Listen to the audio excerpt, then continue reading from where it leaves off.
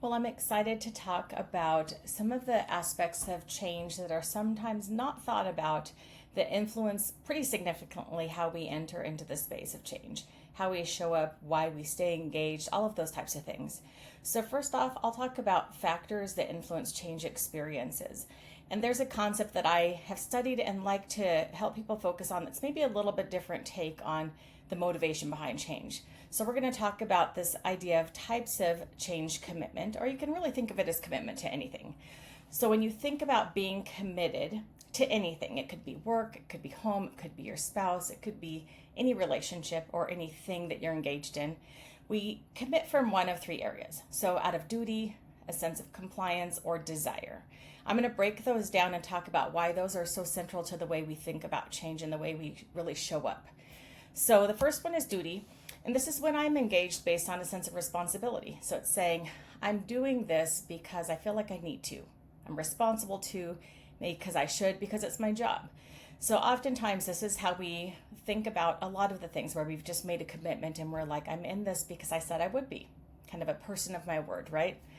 The next one is going to be compliance. And this is, I'm in this out of some kind of self-preservation. So I'm doing this because I'm avoiding a consequence. So this could be not wanting to get your hand slapped, not wanting to be on a bad list. It's things like doing a training by a due date because you don't want to be on the list of people who didn't. Or it could be actually showing up and doing something because you're afraid of what people will think. Or doing something that you're asked to do at work because there's a sense that there'll be a consequence. You'll get in trouble in some way if you don't. So most of the times we are doing things based on these two types of commitment. So either I feel I should, or I'm doing this to avoid something. That's what I'll call default modes. So most common types of commitment that you're going to see out in the wild. Now, these are not the types of commitment that are really going to help you gain momentum and to be engaged and to really be at your best, but it's where most of us live in the day to day. Now, there is another type of commitment here. We see desire, and desire is a commitment that's based on belief. So it's saying, I'm doing this because I believe it will lead to something good. So this is coming from within us. There's some kind of tie-in where we think, if I do this, it's going to have a good outcome, or there's an opportunity, or there's a potential here. And when you are doing something based out of desire, it really changes the game internally. It changes the way that you show up, the way you think about things. Now, desire doesn't necessarily mean that you think that all of the things are going to be beautiful and wonderful. It doesn't mean that you would have designed the experience the way that it's playing out. But it means that you believe in the inherent good of it. This can turn into good, or good can come from it. So when we're thinking about types of change, and you look at these three, they show up in different ways. So for example, when you're starting a new job, you often kind of start in this desire lane. It's like, this is a new job, I'm so excited, I can't wait to get started. You're telling your friends and family about it. You have a giddiness about entering into this new space and this new adventure. So we come into something based on desire, but then over time, things start to happen.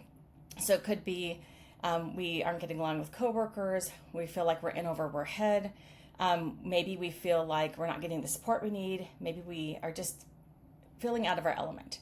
That desire starts to wear off. So think of that as a honeymoon phase that starts to fade, and we start to revert back into this duty and compliance zone. So we move from desire kind of back into the default mode, and we don't get back into desire unless there's a compelling reason to do so.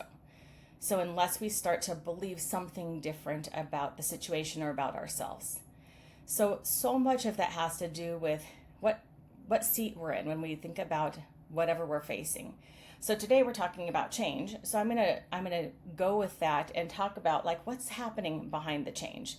How do we get from this place of duty and compliance to desire? Or if we've kind of reverted back to duty and compliance, how do we get to the point of desire? How do we nurture that within ourselves or maybe for other people? So when we think about desire, it's all about being people-centered.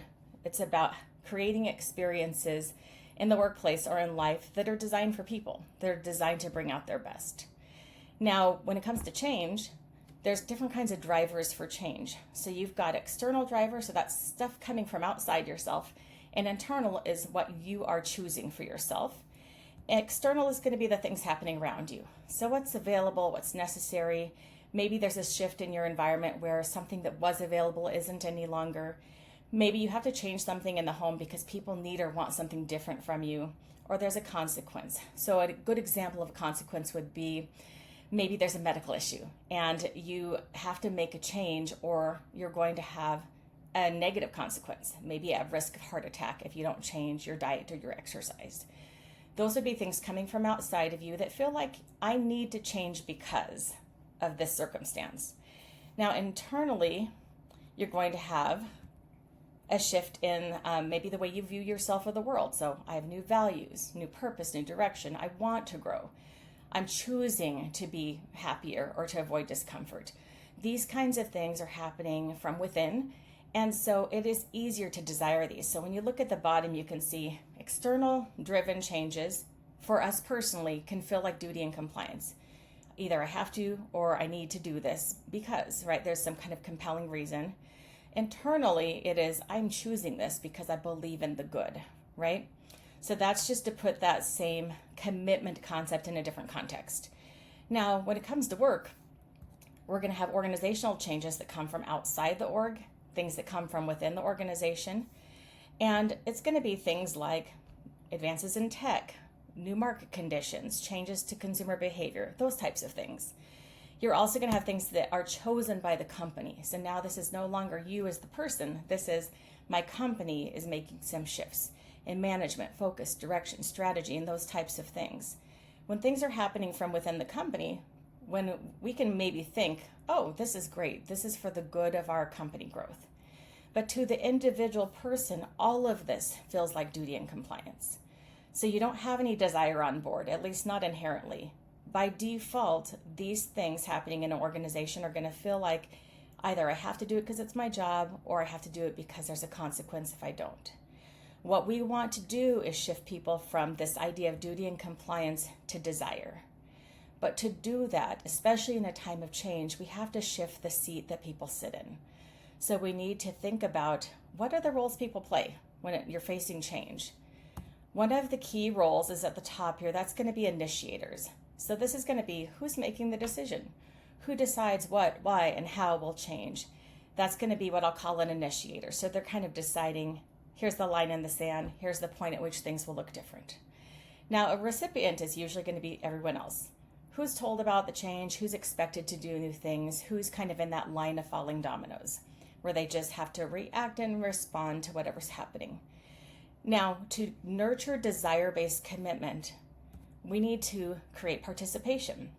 So this is really saying not only are we going to create maybe the reason for change or kind of draw attention to this, have awareness that we need to change, but we're going to involve people.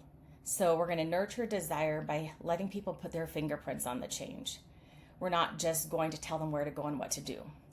If we do revert to that where to go and what to do approach, you're going to get duty and compliance. You're going to get people who are doing it because they have to or they feel a responsibility to.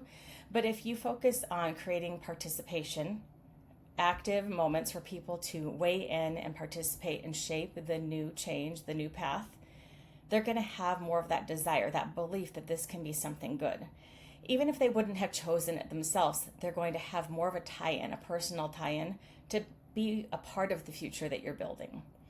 And we have to remember that not everybody starts in the same place. We all start somewhere. I'm going to give this visual here that just shows the same change, the same company, same situation, even same team.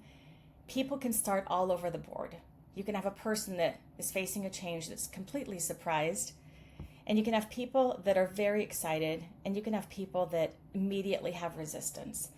What you're seeing on the surface, we think of it as just a starting point. It's just where we begin when we think about change, and we want to be able to help people move from where they are to what will help them gain momentum.